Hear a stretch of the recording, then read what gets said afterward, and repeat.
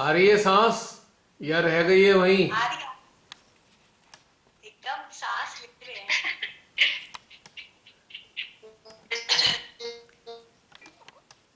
मुझे ऐसा लगा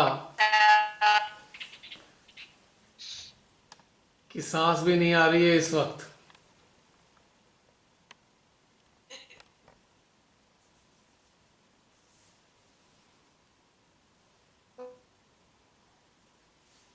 देखो अभी तक ये चलता रहा। जैसी बातचीत करने आए तो सिग्नल खराब होने लगे इसके। आपकी आवाज आ रही है। मेरी आ रही है आवाज? अच्छा। हाँ जी। इसमें अजीब अजीब आवाजें आने लगी थी, मुझे लगा कि फिर वही हो गया गड़बड़। हाँ जी। प्राची। जी जय श्री माता जी भैया। जय सभी श्री माता जी। सामूहिक को भी जय श्री माता जी। जय श्री माता जी। बताइए। जी हाँ आज भैया क्या है कि वो एक मतलब सेकंड, एक सेकंड, एक मुझे सेकंड ना रुकना। बार बार ये एक मिनट रुकना, रुकना, रुकना, रुकना। हाँ रुकना, बोलिए। प्राची बोलिए। क्या हुआ, अटक गई? हाँ बोलिए, बोलिए। जी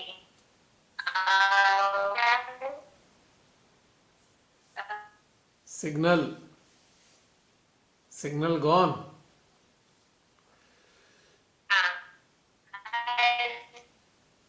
नहीं आ रही आवाज। Can not here. मैं नहीं हूँ। बोलिए, बोलिए, अभी आई आवाज।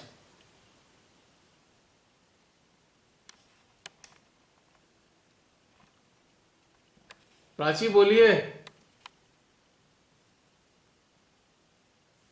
लगता है प्राची का कॉल ड्रॉप है। अच्छा, अच्छा। तभी आवाज नहीं आ रही।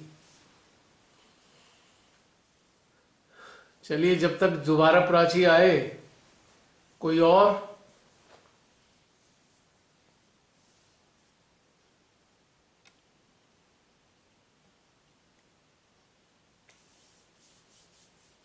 बताइए कोई और एहसास।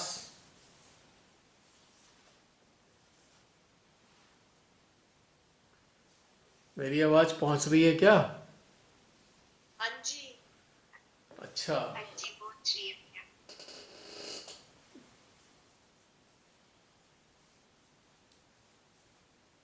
प्राची आ गई है।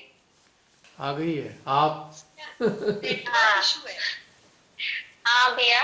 हाँ, बोलिए। आज हाँ जी बोलिए। तो भैया आज आज क्या हुआ कि अ, मेरे ध्यान में बहुत विचार आ जा रहे थे, फिर हम तुरंत मतलब तुरंत उससे बाहर आ जा रहे थे। हम्म। लेकिन ऐसे ऐसे आज मतलब इतने विचार आ रहे थे कि उससे भी फाइट हो रहा था और हम एक्चुअली एनर्जी में भी थे। हम मतलब बस वो एक स्ट्रगल था स्टार्टिंग में, जब तक आकाश तक नहीं गए थे तब तक। फिर जब आकाश में जब हम पूरी सामूहिकता जब एक साथ हुए, हम एक आकाश की तरह जब हो गए तो फिर वहां से एक स्टेबलनेस आ गई एनर्जी में। फिर तब बहुत अच्छा अच्छा फील होने लगा। और अब उस चीज को एंजॉय कर रहे थे, एक सामूहिकता को। मानो मतलब हम ही आकाश है, मतलब हम उस उस ऊर्जा में हम समा गए। और फिर उसके बाद फिर फिर पता नहीं फिर अचानक से विचार आ गए। फिर वो स्ट्रगल फाइट शुरू हो गया। फिर वापस से फिर उसी स्थिति में आए। फिर फिर परम परम पिता परमेश्वर के श्री चरणों के पास जब हम गए, उनकी ऊर्जा से जब हम जुड़े, फिर उनसे उनके अंदर जब हम चले गए, वो स्थिति बहुत बहुत आनंद में थी। और उसी में ही रहने का मन करता है, उससे बाहर आने का मन नहीं करता। फिर मजा आई बस। बस आज मुझे विचार बहुत परेशान किए। हम्म। अच्छा लगा। अब मुझे ये चीज एक अलग से फिर से ऐसे मुझे वापस वैसे वैसे स्थिति में फिर से जानी है, अच्छे से फील करना है। भी था बट थोड़ा सा इधर उधर हो गया, शायद सांसारिक जीवन में थोड़ा सा ऐसा चल रहा था इसलिए। बट अभी सब ठीक है। अब तुमको एक चीज समझ में आ गई कि धरती पे ही झगड़ा है, हाँ आकाश में और उससे ऊपर कोई हाँ। झगड़ा नहीं है। हाँ यानी कि वो तो है। यानी कि तकनीकी रूप में यदि हम अपनी चेतना हम्म को अपने शरीर से बाहर हम्म रखें, शरीर से परे रखें, यानी कि आकाश में, अंतरिक्ष में या कहीं भी इससे भी परे उनके चरणों में, तो हम्म विचार हमें तंग नहीं करते, हम हम्म बिल्कुल शून्य हो जाते हैं। आपको मैं ये बता दूं, हम्म जितने भी इस प्रकार के सेशन होते रहते हैं उनका एकमात्र उद्देश्य है विचारों से परे हटा देना, संसार से परे ले जाना, हम्म ताकि ध्यान अच्छे से घटित हो जाए। ये सारे के सारे एक जरिए हैं। ये सारे मेडिटेशन जितने भी हो चुके हैं वो जरिए हैं ऐसी अवस्था में पहुंचने के लिए जहां हम शून्यता का आनंद ले पाए, क्योंकि शून्यता में ही सब कुछ है और शून्य होने पर ही आनंद आता है। और वास्तविक जागृति हम्म शून्यता का ही घटनाक्रम है, उसका परिणाम है। इसीलिए बहुत से लोगों को ये काल्पनिक चीजें लगती हैं, पर ये काल्पनिक ना होकर यथार्थ है, क्योंकि इनसे ऐसा स्थिति में पहुंचने पर हमारी ऊर्जा का स्तर अत्यधिक बढ़ जाता है और हम पूर्ण रूप से शून्य हो जाते हैं। ध्यान में शून्य ही तो होना चाहिए। हमारा अटेंशन इन सारे घटनाक्रमों में एंगेज हो जाता है, जिसके कारण विचारों का प्रवाह रुक जाता है या समाप्त हो जाता है। एक प्रकार से एक तरीका है शून्य होने का। और साथ ही जिस चीज पे भी हम फोकस करते हैं उसको अनुभव भी करना प्रारंभ कर देते हैं, यानी कि उस चीज की सारी प्रतिक्रियाएं हमारे यंत्र में घटित होने लगती हैं। तो दो बेनिफिट होते हैं इस चीज के, कि एक तो हम पूर्ण शून्यता का आनंद लेते हैं, दूसरा किसी भी चीज की ऊर्जा को हम अपने भीतर में अनुभव कर पाते हैं और उसके साथ एकाकारिता की स्थिति को बनाए रखते हैं। जब हमारे सांसारिक जीवन में कोई ऐसी घटना घटित हो जाए जो हमें तकलीफ दे या हमें बहुत सारी खुशी दे, तो हमारे विचार अत्यधिक सक्रिय हो जाते हैं, हाइपर एक्टिव हो जाता है हमारा आज्ञा और धड़ाधड़ विचार को प्रोड्यूस करना प्रारंभ कर देता है। यही तुम्हारे साथ हुआ। जी भैया। और जब ध्यान के दौरान ना, मतलब अभी अभी भी और इसके पहले भी जब भी हम ऐसे कनेक्शन में जब भी अलर्ट होके बैठते थे तो हमारा आज्ञा बहुत खींचता था, फ्रंट आज्ञा हम्म एनर्जी होती थी पर वो उसमें एक खिंचाव होता था।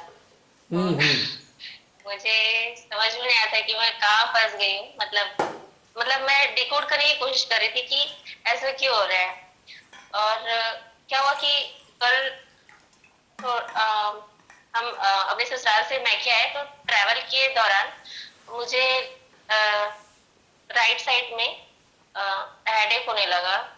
वो हल्का सा था, फिर हम वापस घर आके फिर से ध्यान में बैठे तो थोड़ा सा, अब बहुत दिन बाद घर आए थे तो सब बात करने लगे हम, फिर भी उस बातों में भी कनेक्शन में होके उस मतलब कनेक्शन में उस चीजों को हटाने की कोशिश करते जो मुझे दर्द था, तो भी वो क्लियर नहीं हो पाता। फिर एक टाइम पे वो इतना बढ़ गया कि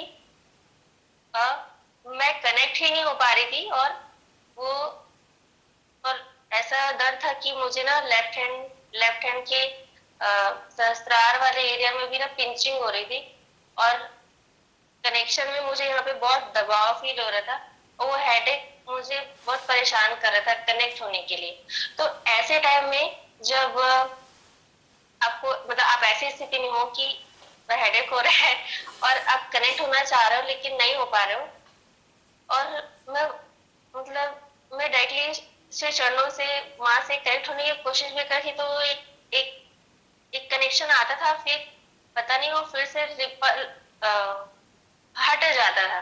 तो क्योंकि शायद मेरा ध्यान दर्द में ज्यादा चले जाता था, या फिर ऐसा कुछ मतलब ऐसा हो रहा था।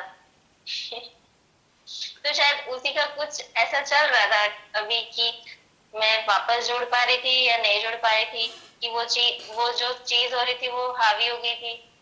मतलब आप कुछ बता सकते हो मुझे, मैं नहीं समझ पा। एक बहुत ही चीज समझने की सरल है कि तुम्हारे राइट साइड में पेन क्यों हुआ, क्योंकि राइट साइड ही हमारा लेफ्ट आज्ञा है। लेफ्ट आज्ञा में मेमोरी है। अभी आप होके आए हो, वहां की बहुत सारी बातें आपकी मेमोरी में थी, और वो बातें ऐसी थी जो आपके अटेंशन को लगातार खींच रही थी, और आपका अटेंशन उन बातों में इन्वॉल्व हो रहा था। अब चूंकि वो सारा एक भ्रम है, भ्रम के कारण आपका जो राइट आज्ञा यानी कि ब्रेन का राइट हिस्सा दर्द होने लगता है इसमें, जब ये मिथ में इन्वॉल्व हो जाता है।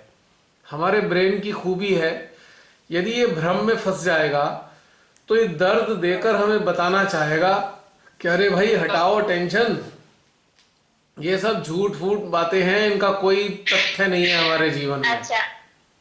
तो वो हमें बताता है दर्द देकर कि हटो हटो हटो, ये बेकार बातें हैं। तो दर्द इसलिए हो रहा था कि तुम्हें वो बताना चाह रहा था कि भी इन बातों से हट जाओ, इनमें कोई सत्यता नहीं है। क्योंकि हमारा ब्रेन केवल सत्य बातों को ही ग्रहण करता है, ये समझ लेना चाहिए। केवल सत्य को ग्रहण करता है हमारा ब्रेन। अच्छा। तो वो तुम्हें बता रहा है बेचारा दिमाग कि भाई रुक जाओ, भाई मत हटा, सोचो इस बारे में, चित हटा लो, मुझे बड़ा कष्ट हो रहा है। जी। अच्छा, समझ गए।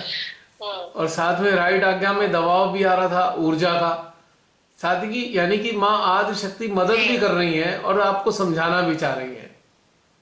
जब भी सर में दर्द हो तो नोटिस कीजिए कि क्या बातें हम सोच रहे हैं, और यदि आप उन बातों को सोचना छोड़ दें थोड़ी देर के लिए और दर्द तुरंत समाप्त हो जाए, तो समझ लेना चाहिए कि ये बातें जो सोच रहे थे उन्हीं की प्रतिक्रिया हमारा दिमाग कर रहा है, और हमें बताना चाह रहा है कि इन बेकार की बातों को छोड़ दो। ये समझाया उसने। और यदि बातों को सोचना छोड़ने पर भी सर में दर्द रहे, तो इसका मतलब एक क्लियर है कि उन बातों का दुष्प्रभाव हमारे हृदय पे भी आया हुआ है, जो हट नहीं रहा है। तो थोड़ी देर तक हृदय को एनर्जाइज करो सहस्त्रार से, यानी कि अपने अटेंशन को अपने सेंट्रल हार्ट में रखो और सहस्त्रार की ऊर्जा से सेंट्रल हार्ट को एनर्जाइज करो। और यदि ये दुष्प्रभाव हमारे हृदय पर आया है तो ऊर्जा को प्रवाहित करने से ये समाप्त हो जाएगा और दर्द हमारा हट जाएगा। यदि फिर भी हमारे सर का दर्द नहीं हटे तो समझ लेना चाहिए कि ये सीजनल प्रॉब्लम है, ऋतु से संबंधित है। या तो सर्दी लग गई है या बहुत धूप में हम एक्सपोज हो गए हैं और हमारा सर का दर्द परेशान कर रहा है, यानी कि तब सोचने से संबंधित सर दर्द नहीं है, ये ऋतु के कारण है। या तो हम तेज धूप में गर्मियों में अचानक से निकल आए हैं बिना सर पे कपड़ा रखे, या बहुत सर्दी में हम बिना कैप लगाए पहुंच गए हैं और हमारे सर को सर्दी लग गई है। तो तीन चीजें हमारे सामने प्रकट हो सकती हैं और हम एक एक करके इस तथ्य को जान सकते हैं कि ये दर्द का रीजन मेडिकल है या थॉट्स हैं, राइट? ऋतु से जी रिलेटेड भैया। भी एक क्वेश्चन पूछना था। मुझे भी ऐसे ही पेन हो रहा था, बट मुझे ऐसा ये पता था कि सामने वाले इंसान का रिफ्लेक्शन आ रहा है, और वो काफी देर तक था। सेम ऐसे ही लेफ्ट आ गया एंड सेंट्रल आ गया एंड फॉरहेड, और बहुत शूटिंग थ्रॉबिंग पेन, हाँ, सेम तो ऐसे ही। हम इस चीज से जान सकते हैं ना कि ये किस लिए आ हाँ रहा है। We can come to know easily, right?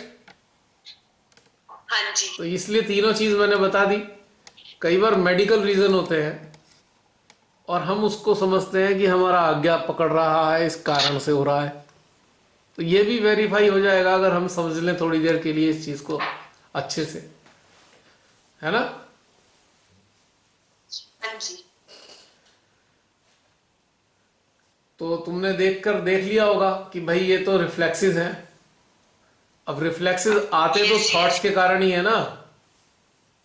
हाँ विचार ही है रिफ्लेक्सेस का मेन कारण। कोई सा भी विचार हो, किसी व्यक्ति का विचार हो, किसी स्थान का विचार हो, किसी घटना का विचार हो, या किसी भविष्य की बात का विचार हो, उसी के रिफ्लेक्सेस हमारे सिस्टम पे आते हैं और उसको हम आसानी से समझ सकते हैं इन तीनों चीजों को गौर करते हुए। ठीक है? हाँ जी। और बताइए, और कोई कुछ कहना चाहते हैं?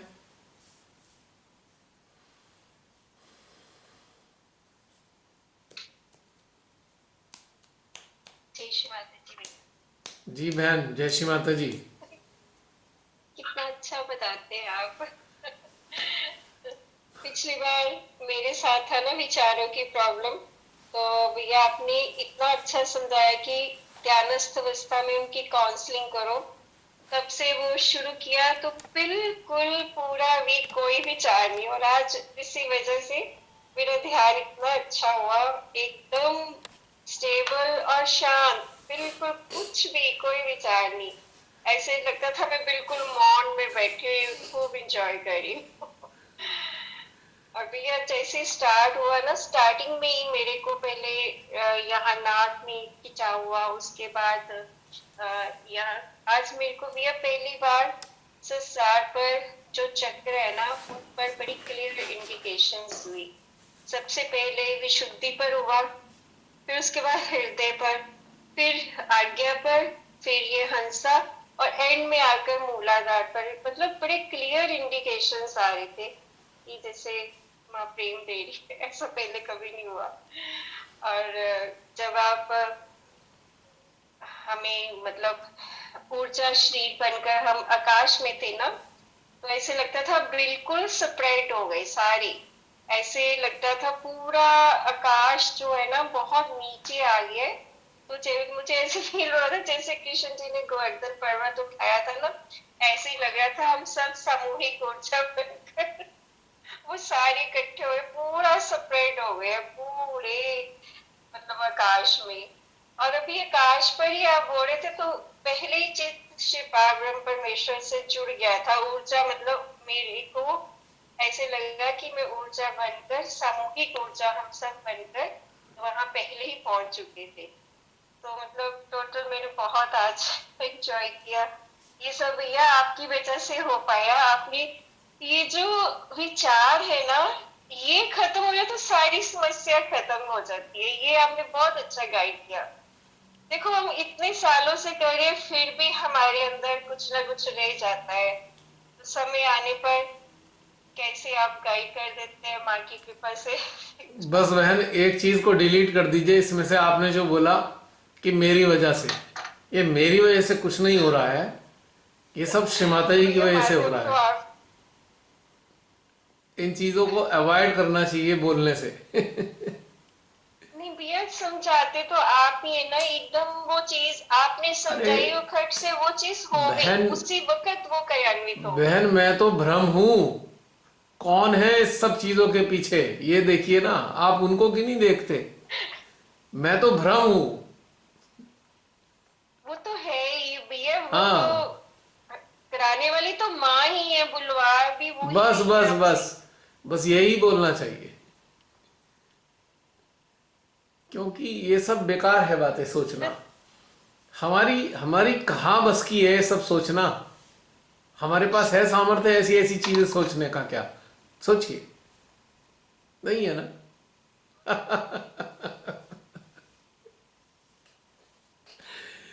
सब वही प्रेरणा देती है ना अंदर से किसी भी चीज की। अब बहुत से हमारे जो सहजी हैं, जब ये चीजें वीडियोस देखेंगे सुनेंगे तो कहेंगे अरे क्या पागलपना है, ये कोई ध्यान है? पर मैं अपने उन साथियों से ये कहना चाहूंगा, यकीनन ये कल्पना जैसी चीजें लगती हैं, पर इस कल्पना में कितना आनंद है कि इस कल्पना को करके विचार ही समाप्त हो जाते हैं। सारे विचार गायब हो जाते हैं और हम एक ध्यान का आनंद लेते हैं, आनंदाई।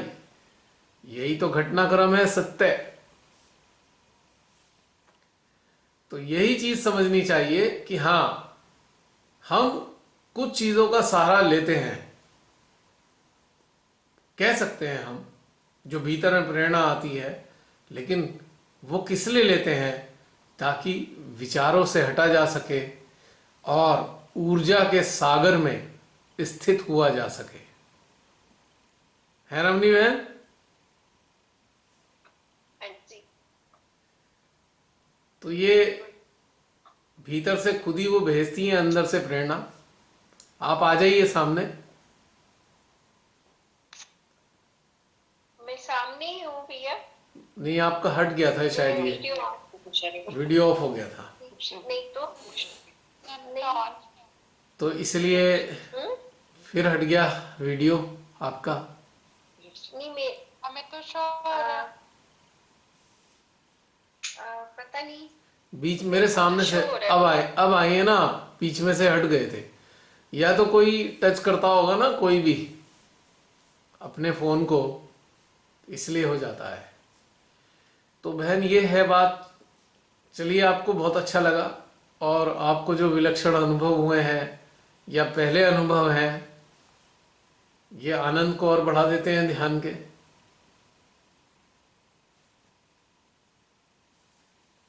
मेरी आवाज पहुंच रही है या अटक गया मोबाइल, ये नेट? हाँ जी हाँ जी।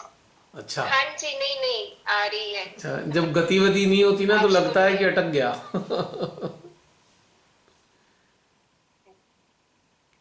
और जैसा कि हमने कहा है, हर बार एक नई यात्रा ही होती है ध्यान की। कुछ ना कुछ नया अवश्य होता है। और भैया एक चीज मैंने ये भी फील की, पूरा का जैसे ध्यान इस तरीके से हुआ कि विचार हटते ही ऊर्जा बहुत ज्यादा बढ़ जाती है।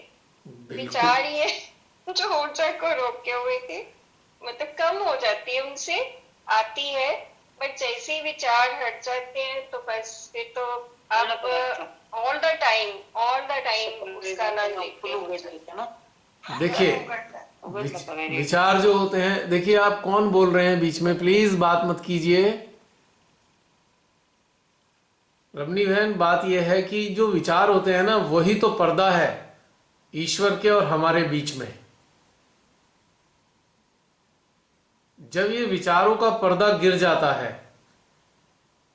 तो हमारी चेतना का दीदार होता है परमपिता से।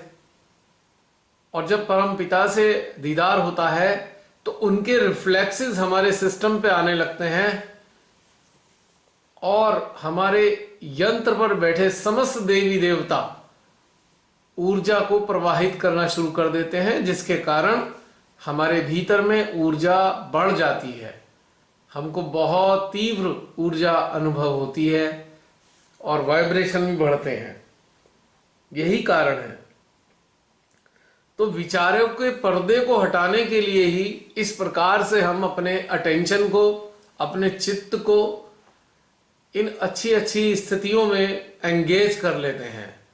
This is the engagement of our attention into all aesthetic things which give us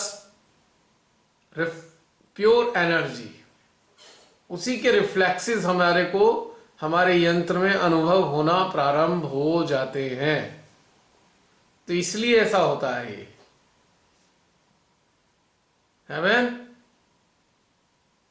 हाँ जी सुन रहे हो, ये ठीक कह रहे हैं आप। तो तकनीकी तौर से हमने क्या समझा कि हमें प्रकृति प्रदत्त किसी भी चीज में अपने चित्त को लगा लेना चाहिए। प्रकृति प्रदत्त या श्रीचरण या श्री मां का स्वरूप या किन्हीं सत्य बातों में अपने चित्त को यदि एंगेज कर लेंगे तो थॉट्स तो रुकेंगे ही रुकेंगे और ऊर्जा बढ़ जाएगी। हम 24 घंटे दिव्य ऊर्जा से घिरे रहते हैं, 24 घंटे घिरे रहते हैं, लेकिन हम महसूस क्यों नहीं कर पाते? इन्हीं विचारों के पर्दों के कारण।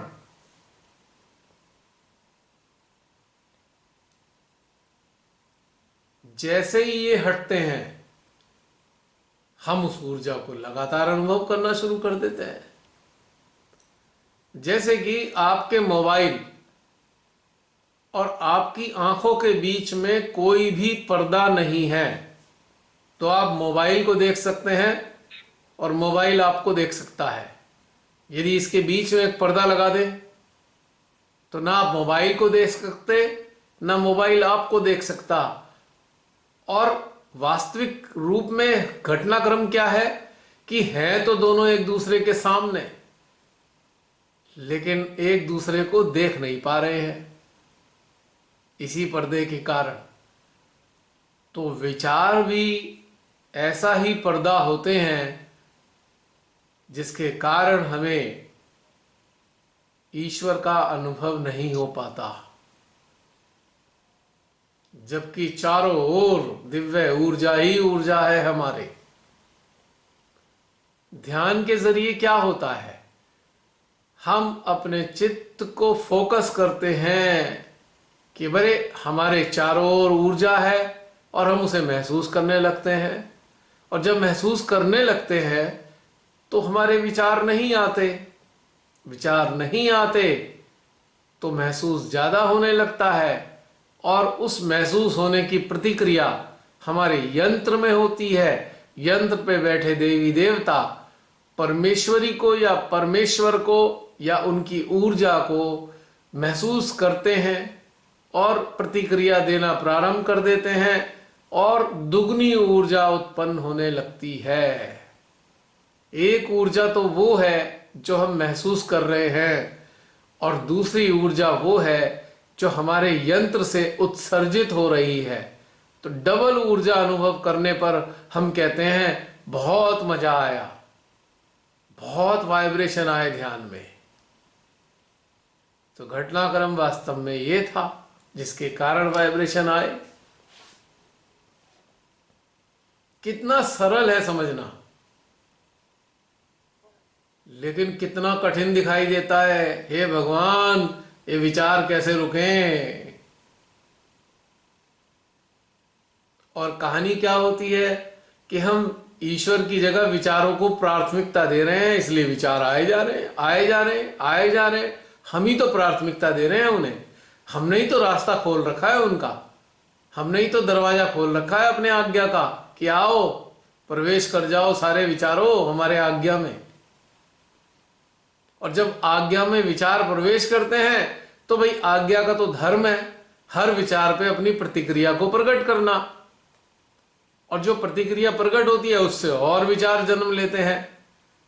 तो दो तरीके से विचार बढ़ रहे हैं, एक तो आ रहे हैं हमारे आज्ञा में, दूसरा हमारा आज्ञा उन विचारों पे अपनी प्रतिक्रिया दे रहा है, वो विचारों के रूप में ही होती है। तो यहां भी डबल डबल हो गए विचार। और इंसान बेचारा सोचता है हाय भगवान कहां फंस गया, उसको सर में दर्द हो जाता है। तो ये है विचारों का घटनाक्रम। और विचार क्यों बढ़ते हैं इसका भी कारण पता लगा आपको, और ऊर्जा क्यों बढ़ती है इसका भी कारण पता लगा। दोनों ही घटनाक्रम समझने हैं तो हम इस सूक्ष्मता में उतर जाएंगे कि ऊर्जा को कैसे बढ़ाएं और विचारों को कैसे घटाएं। विचारों को घटाने का एक बहुत सरल तरीका है कि हमें अपने चित्त को, अपनी चेतना को किसी चीज में, किसी प्राकृतिक चीज में, ईश्वरीय चीज में, सत्य में एंगेज करना होगा, तो विचार अपने आप ही गायब हो जाएंगे। तो ये है सूत्र समझने के लिए। ठीक है रमनी बहन, हाँ जी भैया। क्लियर हो गया पॉइंट कि विचार आज्ञा में क्यों बढ़ते हैं, ये भी क्लियर। ऊर्जा क्यों बढ़ती है, ये भी क्लियर। और ऊर्जा आती क्यों नहीं है, ये भी क्लियर। हाँ जी। और काउंसलिंग आपने कहा था ना, वो भी की, क्योंकि एक विचार को स्टिक किया हुआ था मेरे अंदर, फिर उसकी ध्यानस्थ में अवस्था में की काउंसलिंग, उसके बाद नहीं आया वो। हाँ, और ये बिल्कुल अब शांत खाली तब से सब ऐसे ही रहे। काउंसलिंग बहुत ही खूबसूरत चीज है। काउंसलिंग, सेल्फ काउंसलिंग, मतलब जी जो चीज भी अटक गई है ना, उसकी पकड़ के काउंसलिंग कर दीजिए, सही हो जाएगा मामला, ठीक हो जाएगा एकदम। और बड़ी मजेदार, मतलब तत्क्षण मेरे को उसका रिजल्ट मिला और उसके बाद बस खत्म, फिनिश वो। मैंने तो आपसे कहा ही था। भैया ये चीज कोई सिखाता नहीं है, फिर आप कहेंगे, मतलब आगे हम भी लोगों को ऐसे ही बताते हैं ना कि किस तरह से विचारों से निकलो या आज्ञा चक्र को कैसे साफ करना है, तो वो मतलब उनको रिजल्ट मिलता है। ये चीजें सेंटर्स में कोई नहीं बताता ना, ये तो अब बहन अब आपसे सेंटर्स का तो सीख आपको सीख पता कर। ही है ना। अब प्राथमिक शिक्षा लेनी हो तो सेंटर्स में मिलेगी, आगे की शिक्षा सेंटर्स में थोड़ी मिलेगी। या तो सेंटर्स को इस तरीके से डिजाइन करें कि हर स्तर की शिक्षा वहां प्राप्त हो जाए। कर सकते हैं सेंटर में ऐसा कि भाई 1 घंटा इस चीज के लिए, 1 घंटा उस चीज के लिए, 1 घंटा उस चीज के लिए। इट कैन बी डन, पर करे कौन, समस्या ये है। करने करने को तैयार है, करने देते नहीं। अगर आप करने को तैयार हैं तो तथाकथित सेंटर की एक स्थान पे थोड़ी सेंटर है, उसके तो कोई और भी स्थान बनाया जा सकता है। हाँ जी। भाई सेंटर कोई एक स्थान पे स्टिक थोड़ी हो गया है। सेंटर तो ईंट गारे से थोड़ी होता है। सेंटर तो हमारे स्वयं से हाँ होता जी। है। अगर हम ही कहीं और स्थान पर चले जाएं तो उस सेंटर की भी आवश्यकता क्या रह गई। जिस स्थान पे बैठेंगे वही सेंटर बन जाएगा। सेंटर का मतलब रजिस्टर्ड एक स्थान नहीं है। यहां पर सेंटर का मतलब है जहां पर दिव्य ऊर्जा सेंट्रलाइज हो सके। Divine energy can be centralised through enlightened instruments, उसे हम सेंटर कहते हैं। हाँ जी भैया, बिगनिंग हो गई है, हमने शुरू कर लिया है घर में, बस ऐसे बहुत बढ़िया, धीरे धीरे बढ़ता है। हाँ बहुत जी। बढ़िया बात है। देखिए, लाखों करोड़ों सेंटर बन सकते हैं ऐसे, यदि सहजी ये समझ जाएं कि सेंटर किसी स्थान विशेष पर नहीं होते, तो करोड़ों सेंटर पूरी पृथ्वी पे होंगे जिनमें छोटी छोटी छोटी छोटी सामूहिकताएं सक्रिय हो जाएंगी। फिर देखिए, इस धरती पे स्वर्ग ना आ जाए तो बात रही। अभी तो बहुत भयानक नरक चल रहा है पूरी पृथ्वी पे, जहां राक्षस बैठे हुए हैं बड़े बड़े ऊंचे ओहदों पर। राक्षसों ने पूरा कैप्चर कर लिया है पृथ्वी को। आज की तारीख में तो ये जरूरत है। लेकिन यदि सहजी ये बात, इस तथ्य को समझ जाएं कि सेंटर किसी स्थान विशेष को नहीं कहते, सेंटर उसे कहते हैं जहां पर जागृत यंत्रों के माध्यम से दिव्य ऊर्जा का प्रवहन और प्रसारण हो, और लोगों का उत्थान हो, लोगों की चेतना विकसित हो, सहजियों की अंतर चेतना जागृत हो, उसे सेंटर कहा जाता है। वास्तविक सेंटर तो वही है एनर्जी के। तो करोड़ों सेंटर बने तो समझ लीजिए पृथ्वी अपने आप बदल जाएगी, पृथ्वी का वातावरण अपने आप बदल जाएगा। ये जरूरत है आज की, बहुत सख्त जरूरत है आज की। ये जागृत होना होगा, खासतौर से उन लोगों को जो जागृत होना चाहते हैं। और मैं समझता हूं जो अच्छे से जागृत हो जाते हैं उन्हें तो अपने भीतर ही सेंटर नजर आते हैं, और उन्हें दूसरों के भीतर भी सेंटर नजर आते हैं। और तो वो तो ये कहेंगे, अरे तू भी सेंटर मैं भी सेंटर, चलो इन सेंटरों को सेंट्रलाइज कर लेते हैं सामूहिक रूप से, है ना? जैसा भी हुआ है। सामूहिक ऊर्जा का। देखिए, स्थूल शरीरों का सामूहिक होना सामूहिकता नहीं है। हमारे भीतर जो जीवात्मा है उनका सामूहिक होना ही सामूहिकता है, ये समझ लीजिए। और बहुत ही सरल है सामूहिकता को स्थापित करना, क्योंकि मां आदि शक्ति सामूहिक ऊर्जा का ही परिणाम है, या सामूहिकता ही मां आदि शक्ति है, ऐसे समझ लीजिए। तो जब हमारे भीतर की जीवात्माएं सामूहिक हो जाती हैं, या ये कहें जीवात्माएं मां आदि शक्ति के साथ एकाकार हो जाती हैं, तभी तो सामूहिकता घटित होती है। या इसे इस तरीके से भी कह सकते हैं, मां आदि शक्ति ही वास्तविक सामूहिकता है, उनसे जुड़ जाओ आप भी सामूहिक हो जाओगे। है ना बात समझने के लिए सरल सरल।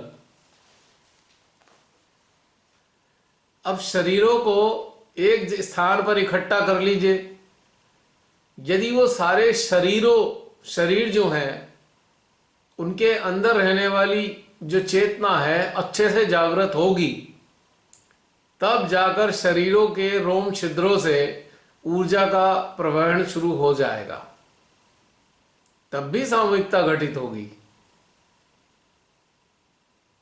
तो सामूहिकता तो 2-3 प्रकार से घटित हो सकती है। सबसे सुंदर सामूहिकता है मां आदि शक्ति के साथ एकाकार होने से।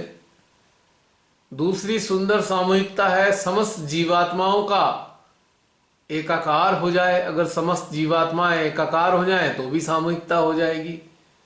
और तीसरी सामूहिकता है इससे थोड़े निचले दर्जे की है कि शरीर जब सामूहिक होंगे, 100, 200, 500, 1000 शरीर, और वो यदि वो शरीर के मालिक अच्छे से ध्यानस्थ होंगे, यानी कि शरीरधारी की चेतनाएं पूर्ण रूप से ध्यानस्थ होंगी, तब उनके शरीरों के रोम छिद्रों से ऊर्जा का प्रवहन शुरू होगा, वो ऊर्जा भी सामूहिक होगी। तो 3 प्रकार है इस सामूहिकता के, जैसा जिसको समझ में आए।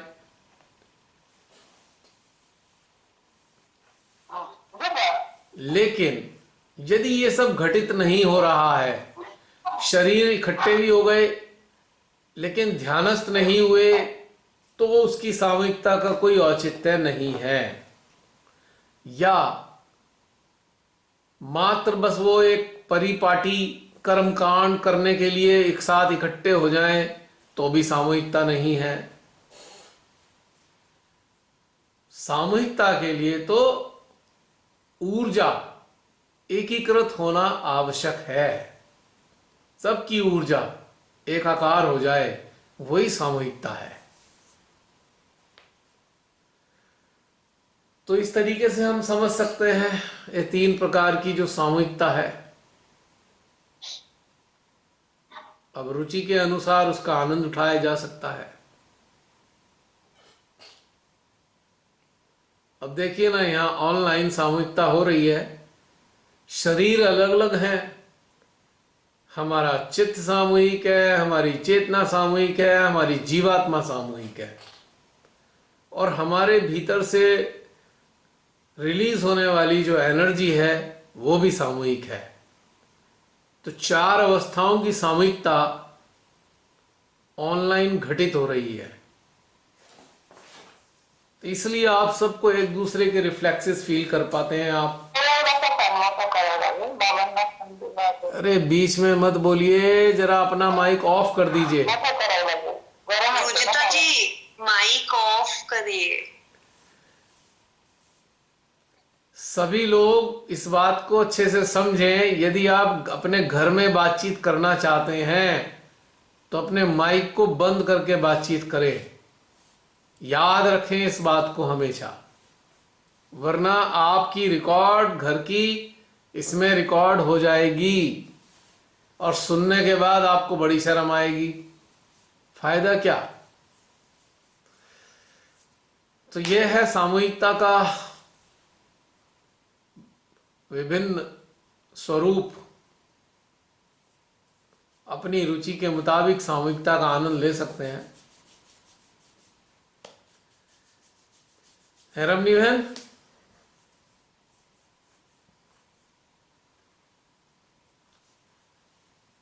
मेरी अच्छा, मुझे लगा कि मैं अनम्यूट हो गया। मुझे लगा अनम्यूट हो गया मैं। ठीक है रे भैया। कितने प्रकार की सामूहिकता हो गई? हाँ जी।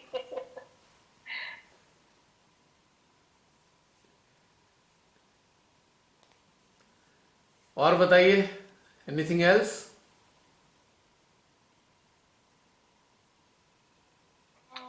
जय श्री माता जी। जय श्री माता जी।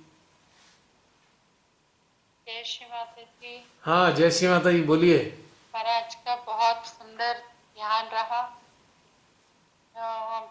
आज का ध्यान बहुत सुंदर था। हाँ जी, हाँ जी,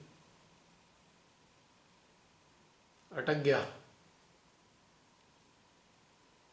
तो हृदय से ऐसे लगा कि जैसे मेरी चेतना, हाँ, चेतना जैसे मतलब निकली तो लगा कि जैसे जो पुंज हम ऊर्जा का पुंज जो सहस्त्रार पे हृदय में महसूस करते हैं, तो उसको बहुत तीव्र गति के साथ खुद से आगे आगे महसूस किया। ये यूं कह लेंगे कि जैसे हमने एक ऊर्जा के एक चादर को पूरा अपना पूरा लपेट के और वो पूरा अपने एक यात्रा पे निकल गए। वैसा मतलब वैसी अनुभूति थी आज। और धीरे से फिर जैसे वो आकाश तत्व में हम लोगों का हुआ कि जैसे उड़ान भरी है आकाश तत्व में, और वहीं से पूरी प्रकृति बहुत सुंदर वाइब्रेशंस के साथ फील होते चले गई। इतनी मतलब ऐसे लग रहा था कि कुछ चीजें थी जो देखी हुई थी नेचर से, और कुछ चीजें ऐसी थी जो हमने कभी अभी तक देखी नहीं, पर उनको आज बहुत अच्छे से महसूस किया।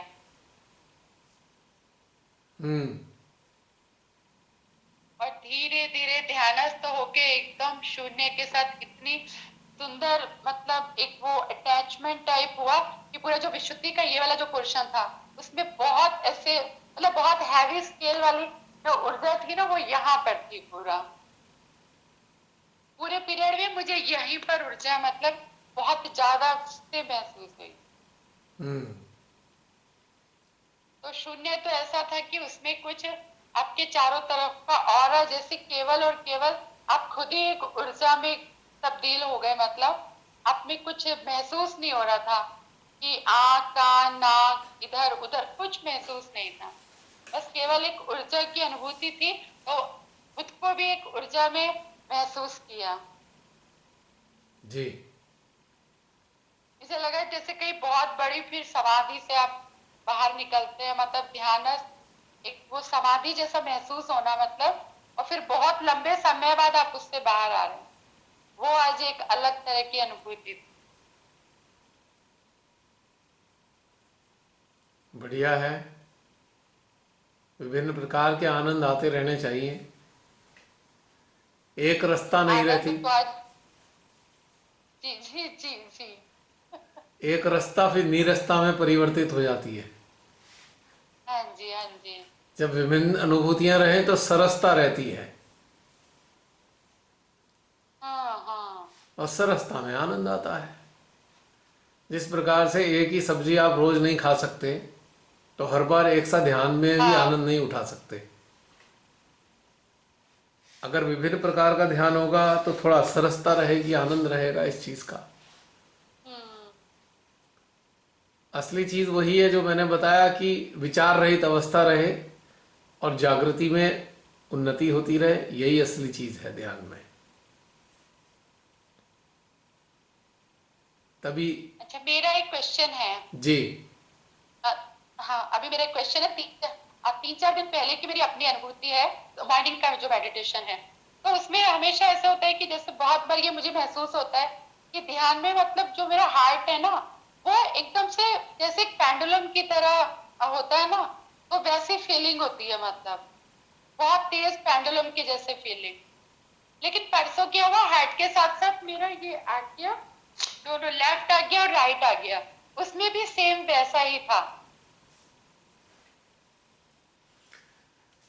वो इसलिए ऐसा होता है कि देखिए, एक बिल्कुल सिंपल सी चीज समझने की है, पेंडुलम जैसी फीलिंग कब आएगी। अब लेफ्ट आज्ञा जो है हमारा भूतकाल है, और राइट आज्ञा जो है, लेफ्ट आज्ञा जो है हमारा भविष्य है, और राइट आज्ञा जो है हमारा, नहीं सॉरी, लेफ्ट साइड में हमारा राइट आज्ञा है, ये भविष्य का हो गया, और राइट साइड में जो है हमारा लेफ्ट आज्ञा है, जो भूतकाल का हो गया। मानव की चेतना आम हालात में भूत और भविष्य के बीच में पेंडुलम की तरह मूव करती है, और जब ये मूव करती है तो उसकी जो प्रतिक्रियाएं हैं वो हमारे हार्ट पे ही आती हैं। तो हार्ट पे भी जो हमारे left heart, right heart, central heart है, ये तीनों प्रकार की अनुभूतियां हमारे को, हमारे जो क्या कहना चाहिए, अटेंशन जब भूत और भविष्य में जाता है तो उसकी प्रतिक्रियाएं हमारे लेफ्ट राइट हार्ट में भी आती हैं। तो हमें शिफ्टिंग महसूस होगी, शिफ्टिंग एनर्जी की। कभी हमारा भूतकाल में हार्ट अटेंशन चला गया तो पता लगेगा लेफ्ट हार्ट में हमारे कुछ आ रहा है, निगेटिव या पॉजिटिव। भविष्य में चला गया, निगेटिव पॉजिटिव। तो हमारे जो थॉट प्रोसेस है उसके आधार पे ही हमें इस तरीके से जो पेंडुलम वाली फीलिंग है वो आ सकती है हमें। ये इसका मेन कारण है। आम हालात में मनुष्य वर्तमान में रहता ही कहाँ है? आम हालत में या तो भूतकाल में होता है या भविष्य में होता है। अब स्थिति क्या होती है, आम आदमी को तो ये पता नहीं लगेगा क्योंकि वो एनलाइटेंड नहीं है, उसने अभ्यास नहीं किया है मेडिटेशन का। लेकिन जो लोग साधक साधिका ध्यान का भी अभ्यास करते हैं तो बीच बीच में वो मध्य में रहने लगते हैं, बीच बीच में मध्य में आ जाते हैं। और जहां तीव्रता होती है विचारों की, भूतकाल के या भविष्य काल के, तो हमारी चेतना ऑटोमेटिकली शिफ्ट हो जाती है भूतकाल या भविष्य काल में। तो जिसके कारण एक जो पेंडुलम जैसी जो गति हमारे अंदर आती है। और चूंकि हम बीच में भी होते हैं, हम ध्यानस्थ भी होते हैं, तो ऊर्जा भी बनी हुई होती है, तो ऊर्जा की भी शिफ्टिंग होती है। ऊर्जा की शिफ्टिंग ऐसे नहीं होती है, ऊर्जा का क्रम टूटता है, वो हमें शिफ्टिंग जैसा अनुभव होता है। मध्य में बने हुए हैं, निरंतर ऊर्जा आती रहेगी। और जैसे ही हमारी चेतना या चित्त किसी भी एक साइड जाएगा तो ऊर्जा का जो क्रम है वो टूट जाएगा, जो पेंडुलम जैसा अनुभव होगा। पेंडुलम जैसी अनुभूति ही होगी जब ये क्रम टूटेगा। यानी कि दो काम एक साथ होंगे। पहला काम ये होगा कि हमारी चेतना भूतकाल में गई, तो भूतकाल में जाते ही क्रम टूट गया ऊर्जा का, और उसकी भूतकाल की प्रतिक्रिया स्वरूप तुरंत ही एक भविष्य का ख्याल आएगा, तो हमारी चेतना भविष्य में चली जाएगी। तो ये जो टूटा हुआ क्रम है, एक प्रकार से ये हमें पेंडुलम वाली गति का अनुभव कराएगा, जिसे हम हिंदी में कहते हैं दोलन गति। पेंडुलम वाली गति को कहते हैं दोलन गति,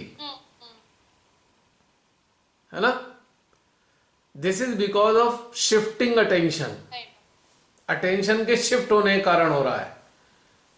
अब जैसे ऊर्जा तो आ रही है लगातार, एक मध्य में अभी मेडिटेशन में है, अभी शून्य में है, ऊर्जा की धारा बन गई और सेकंडों में ही हमारा शिफ्ट हो गया चित्त भूतकाल में, और उसी सेकंड में शिफ्ट हो गया हमारा चित्त भविष्य काल में। क्योंकि भूतकाल का विचार आते ही तुरंत भविष्य का विचार आएगा प्रतिक्रिया स्वरूप। ये एक विशेषता है हमारी। अगर हम भूतकाल का विचार करेंगे तो प्रतिक्रिया स्वरूप भविष्य का विचार भी निश्चित रूप से आएगा और हमारी चेतना भविष्य में चली जाएगी। तो ऊर्जा की जो, मान लीजिए ऊर्जा एक वर्टिकल लाइन में आ रही है, तो ऊर्जा left right left right left right इस तरीके से होती महसूस होगी आपको, जिसके कारण शिफ्टिंग महसूस हो रही है, पेंडुलम वाली गति महसूस हो रही है। तो साधक साधिका को अलर्ट रहना है उस वक्त ध्यानस्थ अवस्था में कि हमारी चेतना या चित्त इधर उधर ना भाग जाए, तो ऊर्जा भी भागती हुई अनुभव मैं हो। पूरा 8 दिन से ना, मेरे फादर इन लॉ एडमिट है, तो हॉस्पिटल में बहुत ही 8 दिन से वही सब चल रहा है, आना जाना, हॉस्पिटल रहना। तो उस समय में फिर वहां से अपने आप को थोड़ा बहुत थकान या वो सब महसूस होने से लगता है कि थोड़ा ध्यान के लिए थोड़ा सा कुछ समय निकालें या कुछ उस तरह का हो। पर वही है कि जब आदमी बहुत बाहर की चीजों में इतना उलझ जाता है, तो फिर वो ध्यान के लिए थोड़ा ना थोड़ा तो इधर उधर होगा शायद से दिमाग। इसमें भी इसमें भी एक चीज छुपी हुई है। यदि आप ध्यानस्थ रहे हर स्थिति में, फिर ये सब नहीं होगा। जब हम इन्वॉल्व हो जाते हैं किसी चीज में, तब होती है प्रॉब्लम ये। अगर आप किसी भी घटनाक्रम में लिप्त हो जाएंगे तो ये सारी चीजें, नकारात्मक चीजें प्रकट होनी शुरू होंगी। यदि आप साक्षी भाव में रहेंगे तो ये नहीं होने का। ये हमारी तरफ से मिस्टेक होती है कि हम पूरी तरह 100% इन्वॉल्व हो जाते हैं। 100% इन्वॉल्व होने से ही सारा चीज गड़बड़ होती है। अब इन्वॉल्व ना होने के लिए अभ्यास बनाना पड़ेगा और काउंसलिंग करनी होगी, सेल्फ काउंसलिंग। ये चमत्कारिक रूप से अपने आप से नहीं ठीक होगा, नहीं होगा। अपने आप से नहीं होने का, आपको काउंसलिंग करनी होगी या आपको अभ्यास बनाना पड़ेगा साक्षी भाव में रहने का, तब जाके बात बनेगी।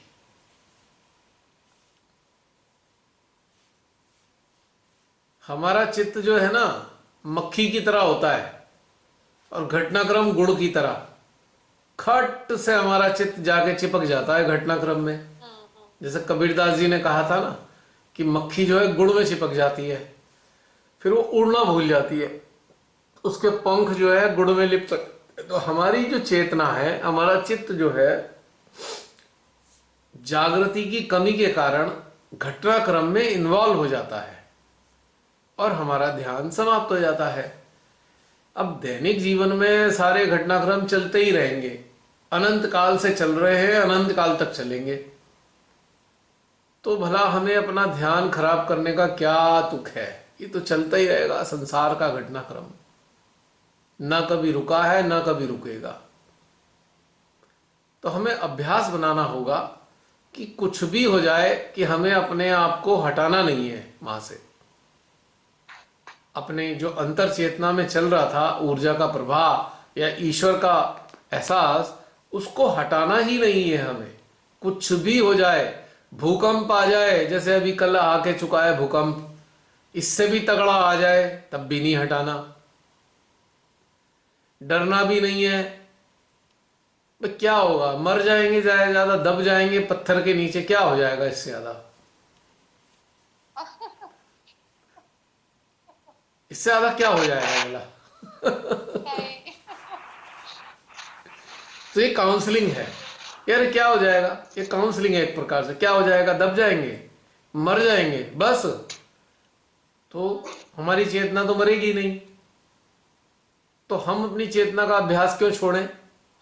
ये भूकंप सुकंप संसार के और प्रकृति के तो आते ही रहेंगे, इनका क्या? और अगर कुछ दुर्घटना जैसी चीज हो भी गई तो हम क्या कर लेंगे उसमें? बस हम शामिल होकर अपना कर्तव्य ही तो पालन कर तो सकते कुछ हैं। नहीं पाएंगे। हम कर क्या लेंगे? कभी कभी वो कभी कभी रिस्पॉन्सिबिलिटी इतनी ज्यादा बाहर जाती है कि ना, मतलब फिजिकल लेवल पे, मेंटल लेवल पे अकेले होने से बहुत सारी चीजें हो जाती हैं। तो फिर ना ना सब कुछ एकदम बहुत ना ना ना ना, बहुत शुक्रिया। इसमें फिर मैं सब दोनों बहुत ही अच्छा हो गया। फिर मैं दोनों चीज फिर मैं फिर दोबारा रिपीट करूंगा। कुछ भी हो जाए दुनिया में, कितना ही हो जाए, आपको अकेले हो चाहे आपको हाँ 1000 काम करने पड़े, लेकिन हाँ अंदर से आप हटेंगे तभी ये गड़बड़ होगी। अंदर से नहीं हटना है, असली चीज ये है। तो अभ्यास ये बनाना है कि अंदर से ना है विचलित हो हम। सही बात। बाहर कितने ही तूफान आ जाएं, कितनी ही आफतें आ जाएं, तो ये प्रैक्टिस करनी पड़ेगी, फिर नहीं होगा कोई दिक्कत।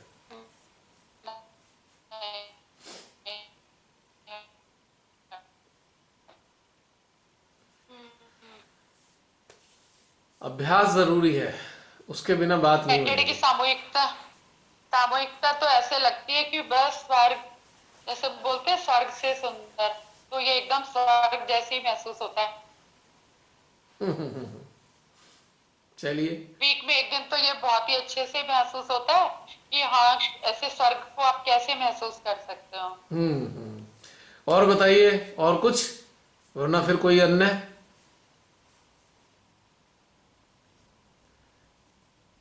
आपको कुछ और पूछना है, बताना है तो बताइए। हाँ जी, क्वेश्चन तो था, एक क्वेश्चन था, हाँ बताइए। हाँ 2-3 दिन से सोच रही थी पूछना, और अभी एकदम दिमाग से चले गया।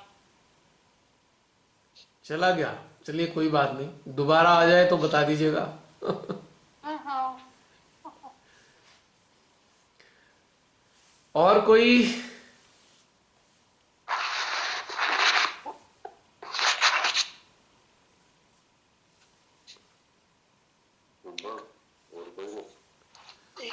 हाँ जी, और अन्य कोई कुछ कहना चाहते हैं? भैया मुझे कुछ कहना है, पहले सब अपना एक्सपीरियंस शेयर कर लें बाद में। अच्छा,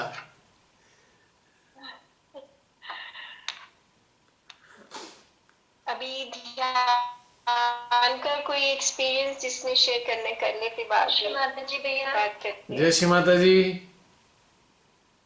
जी। हाँ जी, आज अच्छा था, बहुत लेट ज्वाइन किया था, जी, पर लेट करने के बावजूद भी जैसे जब आकाश से चेतना को जोड़ रहे थे, तो उस वक्त ऐसा था कि संसार में अंदर जैसे प्रकाश के पुंज हो ना, तरंगों के रूप में वो